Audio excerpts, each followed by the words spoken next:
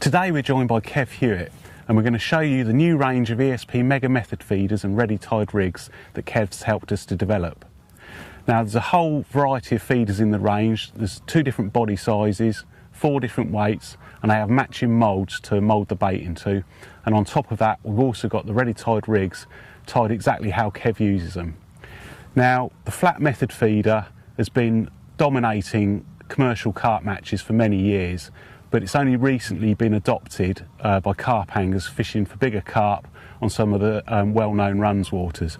And I know, Kev, from your sort of match fishing background, you've done very well using the flat method, and now you've taken it on to catching big carp. So tell us a little bit about why you sort of adopted it and when you use it. Yeah, well, basically a number of years ago I decided to get into match fishing a bit into the winter just to pass the time and go out for short days and get a few bites. And it became apparent that a lot of people were using this flatbed method feeder system.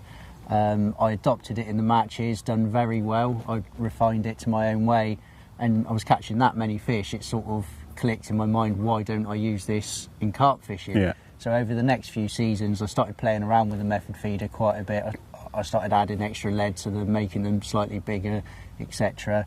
Why were you doing that? Purely for long range? Or? Yeah, A, to get a little bit more bait out there, and B, the extra lead to get the longer range, longer distances on some of the bigger waters. And I had some fantastic success with it. I caught a lot of fish, and I actually managed to catch one that was over £30 on it, but I caught a lot of 20s and a lot of doubles. And I even used it to good effect in some of the carp matches. They helped me win a couple of matches, and I found that it was a very effective tactic. So why, I mean obviously you're well known for using PVA bags a lot of the time. Why would you use a method feeder? Because it's a similar sort of end result, isn't it? With a little package of bait on the bottom. Why would you use this instead of a bag? A method feeder is so much more quicker than tying up PVA bags. Literally a method feeder, you can plonk it in the mould, a bit of bait around it, and you can be casting it out within seconds of winding it in. Whereas a PVA bag can take it takes 30 seconds to a minute to tie up.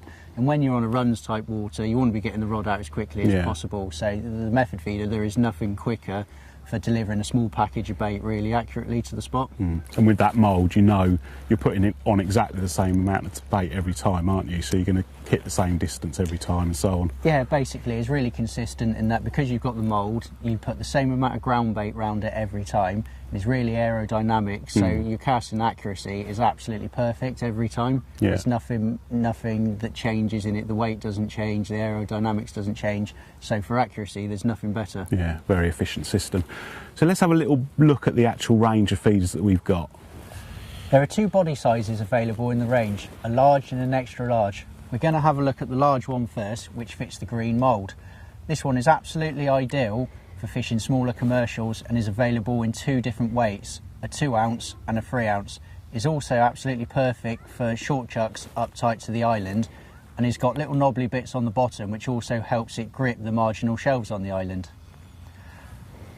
We're next going to have a look at the extra large version, which fits the orange method mould. These are available in 2.5 ounces and 3.5 ounces, and once fully loaded with ground bait, they're perfectly aerodynamic for long range casting on bigger venues. It's actually worth mentioning that on the extra large body, it accommodates 1.25 ounces of ground bait. So you can be casting getting on for 5 ounces, so it's worth bearing that in mind with which rods you're going to use. You really want to be using powerful carp rods of at least 3 pound test curve. Right then, Kev, let's have a look at the ready tied Mega Method rigs that are designed to complement these feeders and the hook baits that you generally use. These rigs are exactly the same as what I use for my method and PVA bag fishing.